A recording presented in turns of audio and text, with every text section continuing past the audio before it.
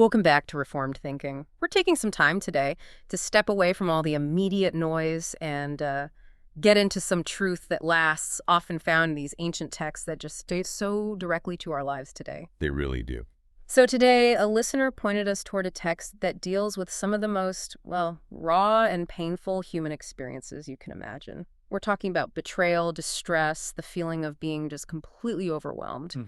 We are doing a deep dive into Psalm 55, and we'll be using the insights of Charles Spurgeon from the Treasury of David as our main guide. And this isn't just, an historical study. It's a look at how a solid, anchored faith responds when relationships you trust just completely fall apart. And that's the core mission here. The reason Psalm 55 still resonates so strongly across thousands of years is its dual application. The classic commentators always point this out. On one level, you have King David's personal, excruciating account. He's a man literally running for his life, probably during the Absalom revolt. Yeah. And the political treason there was compounded by this awful betrayal from family and friends, all seen in the figure of Ahithophel. And then underneath David's personal suffering, you see this clear prophetic pattern. Every time David pours out his agony, he's sort of laying the groundwork for the suffering of the greater son of David, Christ himself. Yes. This is especially true when you think about the unique betrayal by Judas Iscariot. It takes David's personal sorrow and it elevates it into this covenantal experience. It makes the teaching here not just for us when we're in distress, but it's central to understanding salvation history itself. It's a good idea to get a handle on the Psalms framework before we jump into the verses. Spurgeon organizes it into these very distinct emotional and theological shifts. This structure can really act as a guide for anyone going through some kind of intense personal crisis. So how does it break down? It starts with the suppliant's petition, that's verses 1 to 8, showing that raw cry for help. Then David's focus shifts outward, and he portrays the enemies in verses 9 to 11. And then comes the real pivot, that sharp point of pain, the identification of the traitor. That's verses 12 to 15. Right. And the emotional release, the remedy, finally comes with consolation and prayer, verses 16 to 19. Then he goes back to the specifics of the deceit in verses 20 and 21, and it all wraps up with a strong, very practical exhortation and denunciation in the last couple of verses. We should probably also mention the genre right at the top. The title has the designation Maschil. That's important. For listeners who might not be familiar with all the psalm titles, Maschil is a key word. It doesn't just mean it's a personal song or a cry of desperation. It means instruction or teaching. So even in the middle of this huge traumatic trial, David is fleeing his own city. He's facing execution. He is intentionally setting down instructions for all of us who follow. His suffering isn't just recorded. It's, you could say, organized to teach. He's turning his crisis into a manual. That's a great way to put it. The sorrows of David and the sorrows of Christ are set out here to teach us how we, as Christian pilgrims, are supposed to walk through this mire of injustice and betrayal. David is showing us that even when you feel stripped of all your dignity and hope, your spiritual crisis can become a guide for others' spiritual survival. Okay, so let's unpack this opening segment then. Let's start with that sheer desperation of prayer in verses 1 and 2. David opens with the simplest request. Give ear to my prayer, O God. Hide not thyself from my supplication. What really stands out right away is how universal that first response is for a saint. It speaks to a habit, an established habit of the godly. The commentary knows how saints just constantly turn to prayer in distress. It's not some new idea they have in a dark moment. It's a reflex. It's a reflex, like a child running to a parent. We are trained to hold on to the means of grace so that when the darkness hits, we don't have to invent a response. We just run to that place of established covenant blessing, which is the mercy seat. But David isn't just, going through the motions here. He's craving an immediate certain audience. He says right away, hide not thyself from my supplication. It's an appeal against divine silence, and Spurgeon calls that silence the most dreadful calamity of all. Why is God hiding his face so terrifying for a believer? Well, the feeling of divine abandonment suggests ultimate rejection. It implies God has stopped his ear or held back his hand. For David, losing human allies and the treachery of friends is awful. But if God himself deliberately passes him by, then all hope is just gone. And we have to remember, this human experience finds its perfection in Christ on the cross. Of course. He cries out, my God, why hast thou forsaken me? In that moment, the Father did hide himself because Christ was bearing the full weight of human sin and God's wrath. Right. So when David cries out to prevent that silence, We're seeing the human fear of that same terror, amplified by his conscience and the immediate threat of death. And notice the raw urgency. He repeats the core request, attend unto me and hear me. He prays the same thing 3 times. That kind of repetition, it's not vain babbling. It shows a deep, bitter, existential earnestness. It's the acknowledgement that if God doesn't hear, if he doesn't pay attention to what's happening to me right now, then I am completely lost. And that leads to this surprisingly open way of praying that's allowed in verse 2. I mourn in my complaint and make a noise. We're so often taught to be, composed and articulate in prayer, but this gives permission for something much messier. It's so comforting, isn't it? Especially for those in deep spiritual or mental distress. We are allowed, even encouraged, to be familiar with our God, to bring him our rambling, distracted grief. Sometimes, as the commentary notes, the utterance is more a noise than coherent language. It's not even called a formal prayer here. It's a disturbed crying out. This affirms that the Lord is carefully attending to the deepest condition of our hearts. It brings to mind that passage in Romans about the Spirit interceding for us with groanings which cannot be uttered. And those unarticulated groanings are often the prayers God cannot refuse, because they come from the Spirit within us, perfectly expressing the desires we can't even form into words. I mean, the Lord himself sanctioned this. He used strong crying and tears and was heard in that he feared. This isn't about eloquence. It's about sheer, desperate reality. So why is David in this state? Verses 3 through 5 get into the acute sources of his pain, both external and internal. Let's start with the external, with the voice of the enemy. The enemy is vocal. They aren't silent plotters. They are loud, full of slander. This is the constant chatter of venomous tongues expressing deep personal hostility. That kind of verbal assault is just exhausting and demoralizing. It seems like neither David nor Christ nor any saint trying to live a just life can escape these kinds of malicious vocal attacks. No. Then there's the feeling of being physically crushed because of the oppression of the wicked. This isn't just opposition, it's an intolerable burden, forcing the righteous down, grinding them into the dust. It's the story of persecution, really. It is. The one born of the flesh persecutes the one born of the Spirit. This oppression takes the form of injustice, where the wicked use their political or social weight to just constantly press down on the righteous, making every simple action a struggle. And the third external attack is targeted character assassination. For they cast iniquity upon me. This is very specific. It's defamation. Yeah. Spurgeon paints this vivid, almost crude picture of them blackening him with soot bags, throwing the dust of lies over his character. They're not just reporting his failings, they are actively fabricating and exaggerating evil, trying to trip him up. And it's all done in wrath. Yes, fueled by this hearty ill will and active moral rancor. This isn't some detached political maneuver, it's personal. So when you apply that level of pressure, slander, physical oppression, fabricated accusations, all at once from the outside, the internal reaction is immediate and debilitating. Verse 4 details the consequence. My heart is sore pained within me. The Hebrew term for sore pained is actually often associated with the intense, writhing agony of a woman in labor. David's spirit is convulsing. His inmost soul is touched, and the wisdom literature confirms that a wound to the spirit is the hardest one to bear. And given that this all stemmed from his beloved son Absalom driving him from Jerusalem, the context just validates this deep expression of internal trauma. It absolutely does. And the pain escalates very quickly into mortal fear. Terrors of death are fallen upon me.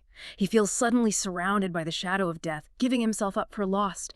It's not just the threat of dying, but the terrors of death that fall upon him, overwhelming him like a blanket thrown over his head. And this is exactly where we have to pause and consider the Gethsemane parallel, because it completes the prophetic picture.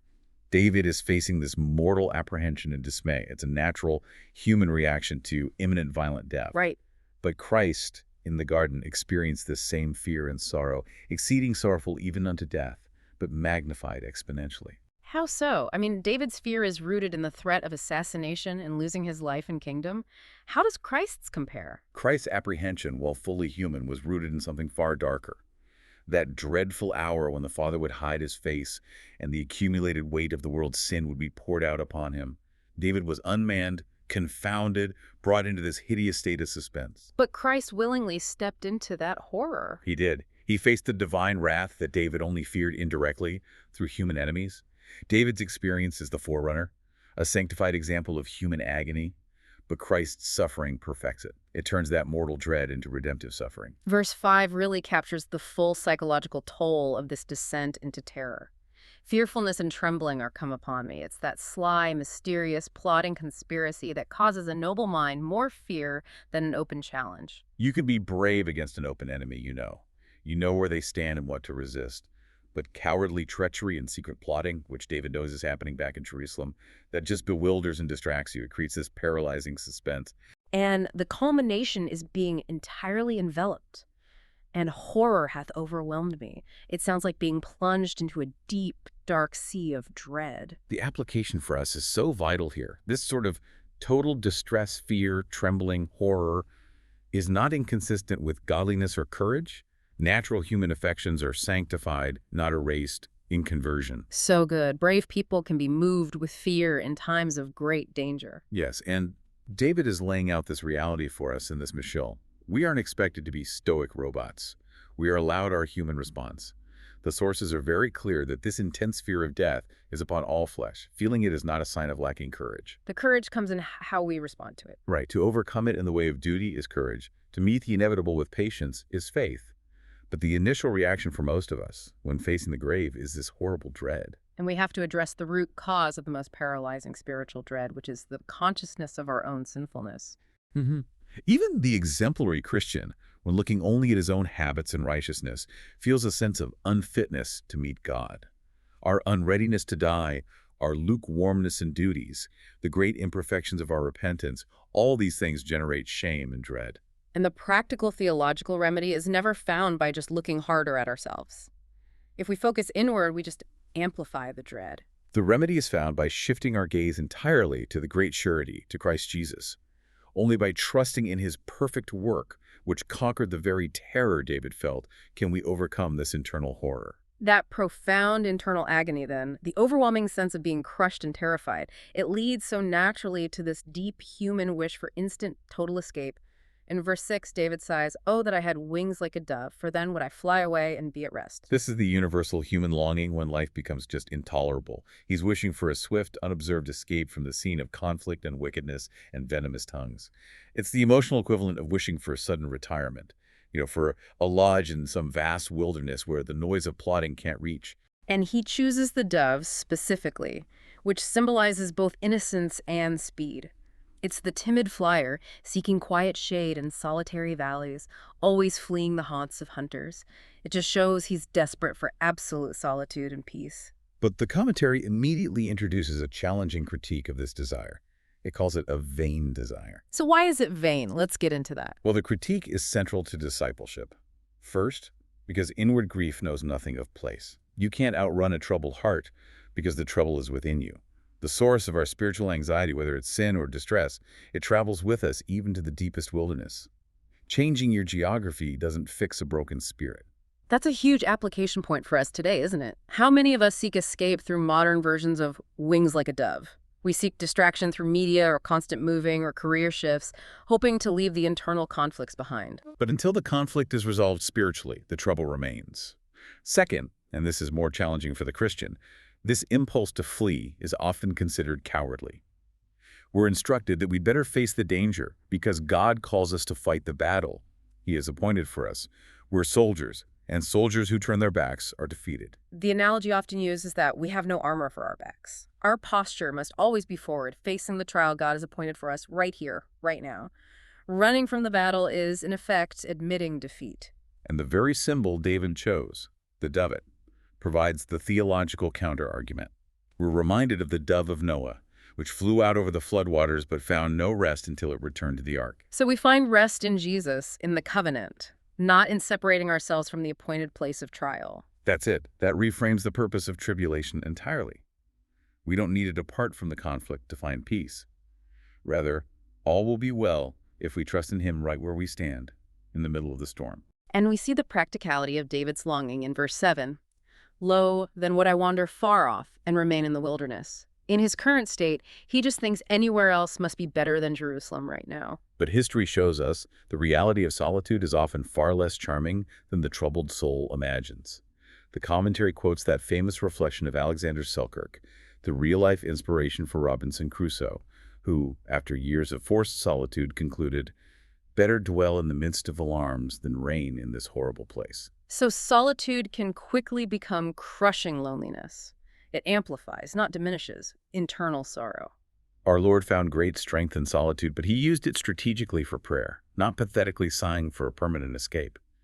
Nature wishes to separate from society when men do us wrong, but grace has to teach us to endure the contradiction of sinners right where we are. Verse 8 shows the incredible intensity of that longing. I would hasten my escape. He's so urgent he wouldn't waste a moment. He wants to flee faster than the gathering windy storm and tempest. He just cannot bear the clamor of his foes and the deceit of his friends any longer.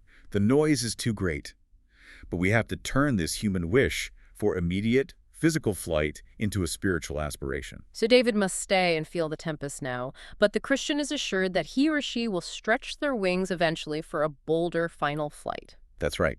Heaven will receive them, and there, among the gathered saints, their sorrows will have an absolute conclusion of felicity. That is the only legitimate flight we should be hastening toward. The desire for absolute rest is right. The attempt to secure it by running from the cross is wrong. So David has looked inward at his fear and then outward with this vain wish for flight. Now he has to turn his attention back to the corrupted city he left behind, Jerusalem. He moves from desperation to this fierce resolution for justice in verse 9, destroy, O Lord, divide their tongues. And that shift is powerful. It's the prayer of a righteous ruler who understands that the only solution for anarchy is divine intervention. He's praying for a new Babel, a confusion in their debates and councils of war. He's asking God to divide the pack so that the hunted one may escape. That's a strong theological idea. The division of error is the hope of truth. It is. When those united in wickedness start to distrust and fight among themselves, the righteous get a reprieve. And we know this prayer was heard historically. Ahithophel and Absalom were divided by poor counsel, and the rebellion collapsed, literally devouring its own children. And the reason for this fierce prayer is the moral state of the capital city itself. Jerusalem, the holy city, had become a den of wickedness. Look at the activity described in verse 10. Day and night they go about it upon the walls thereof. This describes constant, restless activity by conspirators plotting against the king both secretly in the dark and openly in the streets.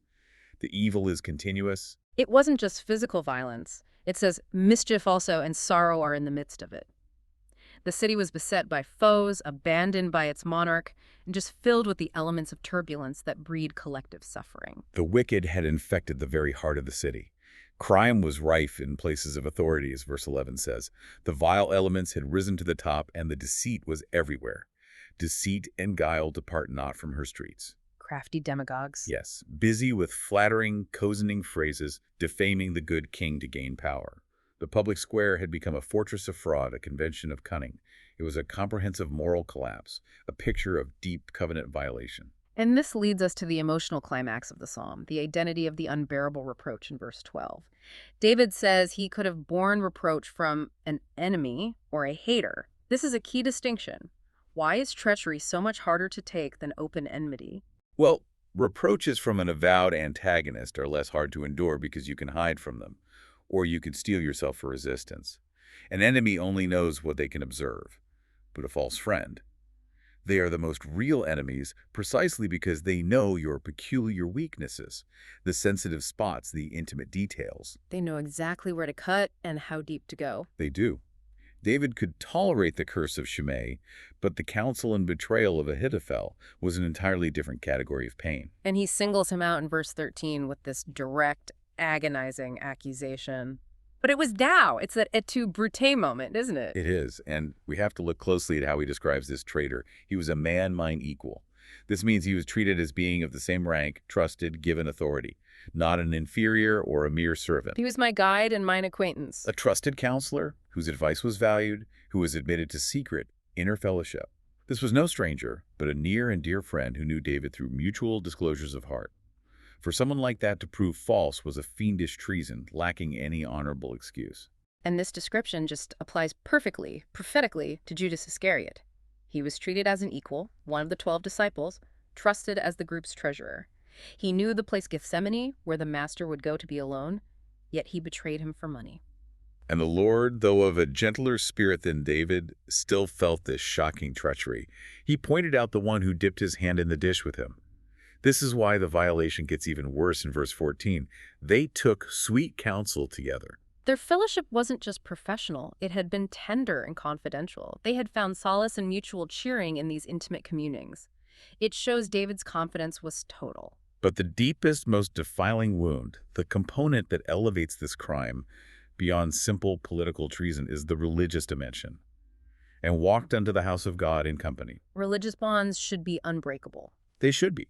And when deceit pollutes the union of those who profess godliness, when the very altars and sacred spaces are defiled by the treachery of a co-worshipper, it stamps the traitor with a special kind of infamy. The source material is quite sharp here, calling Judas's cooperation with Jesus to serve his own wicked ends the sign of the firstborn of hell. That is heavy language, but it really reflects the seriousness of breaking religious trust. Why is that? Because the hypocrisy combines personal malice with impiety against the covenant community itself. It's not just lying, it's profaning what is most sacred. And that particular violation is uniquely painful for believers because it attempts to undermine the very foundation of fellowship with God. We have to pause and reflect on that specific pain. A believer expects criticism from the world. They do not expect calculated malice and slander from the one who stood beside them at the communion rail or the one who prayed with them in secret. When that happens, it can shake the very foundations of your trust in humanity and even lead to a crisis of faith in the church itself. It can. So David's experience here is therefore a precise instruction for dealing with profound ecclesiastical wounds. Following that moment of intense personal agony and identifying the traitor, David turns again to a call for justice in verse 15. The language here is extremely forceful. Let death seize upon them and let them go down quick into hell. We have to read this not as a fit of personal rage, but as a confident prophecy of God's certain and immediate justice. That framing is essential. David is a righteous king waging a just, defensive war against men who are utterly without conscience. The implication is an expression of absolute certainty that God will desolate them. Going down quick, that is, alive into Sheol, which in this context means the grave or the realm of the dead. Not necessarily what we think of as hell today. Right. It signifies a sudden, notorious judgment. It's an immediate casting out of the land of the living. This references the classic judgment upon Korah, Dathan, and Abiram, who rebelled against Moses and were swallowed alive by the earth. It showed an immediate supernatural rejection of rebels by the Almighty. So David is invoking that. He's arguing that these wicked men are too bad to be allowed to just die naturally. They're a pestilence to the commonwealth and must be stamped out immediately by God's providence. And the source reminds us that both Ahithophel and Judas did end their own lives quickly, fulfilling this kind of sudden, self-inflicted judgment. Justice is a requirement of love and righteousness itself, and David speaks for the righteous ruler. David then returns to the character of the deceitful man in verses 20 and 21. The traitor is fundamentally a covenant breaker. He hath put forth his hands against such as be at peace with him. He strikes those to whom he had given the hand of friendship. And he hath broken his covenant. The chosen weapon for this treachery is pure hypocrisy. Verse 21 gives us this classic analysis of psychological deception. The words of his mouth were smoother than butter. This describes the flattering, unctuous, fluent language used to disarm the victim. The wicked man lauds and flatters the one he plans to destroy. They were softer than oil, yielding and fluent, with nothing overtly objectionable said. They appear completely harmless and agreeable. This is the bait for the trap. The speaker is deliberately creating a sense of safety and trust by being excessively pleasant. But the contrast is horrifying, and it reveals the strategy. But war was in his heart, yet were they drawn swords. The heart and the lip differ wildly. He is cajoling his victim while internally intending to kill him, either literally or socially. This is such a necessary warning for us. It's a practical warning against manipulation. Beware of the person who has too much honey on their tongue. It reminds me of John Bunyan's account of his encounter with Mr. Foster, who approached him with much seeming affection, ready to kiss him, a right Judas, before revealing himself as a wicked opposer. The smooth words of the hypocrite are, in reality, rapiers unsheathed for the fray. The psychological mechanism here is simple. Flattery is used to get close enough to inflict maximum damage. We had to learn to look past the superficial pleasantries and judge character by consistency in action rather than by verbal fluency. Let's step back and connect this theme of justice and judgment to God's character in verse 19. God is described as, even he that abideth of old. He is the enthroned judge, sitting in eternity, the unchanging standard of righteousness. And the contrast drawn between the eternal God and these wicked men is telling. The wicked are defined by the consequences of their temporary worldly stability. because they have no changes, therefore they fear not God. This refers to their uninterrupted worldly prosperity, where no judicial changes or troublesome events interrupt their ease. So David recognizes that his own severe trials have driven him closer to God, but continuous untroubled ease causes graceless men to neglect the Most High. It is a terrible consequence of human depravity that man turns God's continuous mercy and blessing into a reason for a lack of reverence. They are never disciplined, so they never learn. Continuous ease makes the corrupt nature readily develop itself. Like stagnant water becoming putrid. That's the image. Summer heat, unchecked, breeds noxious insects. Similarly, the person who is without trouble is often without God.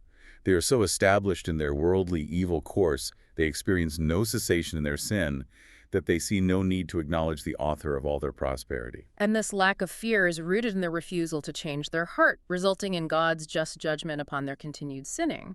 They are stable in wickedness, but that stability is leading them towards sudden ruin, just as verse 15 prophesied. And this provides immense theological comfort. The temporary prosperity of the wicked is not a sign of God's approval. Often it's a means by which their hearts are further hardened for inevitable judgment. So after facing the horror of his enemies and the certainty of God's judgment, David pivots internally. He refocuses on his own steadfast resolution. This gives us that glorious contrast in verse 16. As for me, I will call upon God, and the Lord shall save me. This is the definitive shift from anxiety and imprecation to spiritual action and confidence. David refuses to meet the plots of his adversaries with counterplots, or to imitate their violence. He will continually resort to his God. He's contrasting his own inevitable ascent to God with their descent to ruin. Yes, he is absolutely sure of his deliverance, and his certainty leads to this rule of continuous piety described in verse 17. Evening and morning and at noon will I pray. This isn't just an incidental habit. It's a systematic, continuous reliance on God. It's practical wisdom, really. Begin, continue, and end the day with God. David runs a line of prayer right along the entire day, tracking the sun with his petitions. And knowing his enemies were active day and night, as he mentioned in verse 10, he meets their continuous activity with continuous prayer and communication with the ultimate source of power. And he doesn't just pray quietly. He says, and cry aloud. He's going to give a loud tongue to his complaint, being very earnest. He's not worried about decorum. He's focused on fervency. Even his moaning is translatable in heaven, because the heart's intent rings loudly before the mercy seat. And his confidence is absolute. And he shall hear my voice. He speaks as if the answer is already certain, which is the very language of faith. Because faith possesses the spiritual reality before the physical manifestation. That's right. Which is why David shifts so quickly to the language of accomplished fact in verse 18. He hath delivered my soul in peace from the battle that was against me. Wait, but the physical battle is still raging. How can he say, he hath delivered? How can he speak in the past tense about a future event? He has been delivered in his soul. The deliverance has already arrived in his heart. It's established peace in his inmost being, even while the external political battle is still raging on the walls of Jerusalem. God answered his prayer by removing the internal terror from verses 4 and 5 and replacing it with spiritual certainty. And this quick change in condition from deep terror to deliverance and peace often happens when prayers become genuinely fervent. It does. This crisis point of wrestling is the Jabbok experience in miniature, where wrestling with God makes Jacob a prevailing prince. God, who stripped us of friends and comfort to force us to rely solely on him, can then immediately flood the soul with peace, showing his immediate help. And this leads us directly to the great exhortation, the pivotal teaching point, the central instruction of this Maschil in verse 22. Cast thy burden upon the Lord. Yes. If we're going to apply this, we have to first define the burden. What exactly is David telling us to cast off? Spurgeon defines it simply. What thy God lays upon thee. The burden is the appointed trial, the anxiety, the difficulty, the responsibility, the sorrow, the thing that is too heavy for you to bear alone. It is given by his sovereign wisdom. So our duty is twofold. Right. First, accept the suffering with resignation, knowing it's his will and he ordained it. Second, immediately take it back to him by thine assured confidence. We aren't meant to carry what God gives us in our own strength. The image is one of transferring weight. We cast it upon him like a ship in a storm casts its burden onto the anchor, which holds fast to its sure fixing place. We resign ourselves to the appointment, but we transfer the anxiety to the sustainer. And the guarantee that follows is the assurance of the anchor. He shall sustain thee. Sustenance here means practical provision and continuous support. It promises, thy bread shall be given thee, thy water shall be sure. This ensures we are fitted, moment by moment, to bear all the appointed trials without being crushed by them. And finally, the ultimate promise is security. He shall never suffer the righteous to be moved. Now, this needs careful handling. It doesn't mean the righteous won't experience movement. You know, they may move like boughs in a tempest, swayed severely by trials and opposition, but they will never be moved like a tree torn up by the roots. They may be distressed, but they will not be driven to apostasy or ultimate defeat. They stand firm because they stand in God. Supported by him like pillars to the glory of the great architect. They are founded upon the eternal rock, and no storm can shift that foundation. This assurance of stability leads to the final necessary contrast in verse 23. The ungodly, characterized as bloody and deceitful men, face a sure, terrible, and fatal overthrow. They shall not live out half their days. This affirms a connection between vice, violence, and the shortening of life. They are cut off either in their quarrels or consumed by the vexation of their own malicious schemes. They were murderers of others in their heart, and they often become, like Ahithophel and Judas, self-murderers.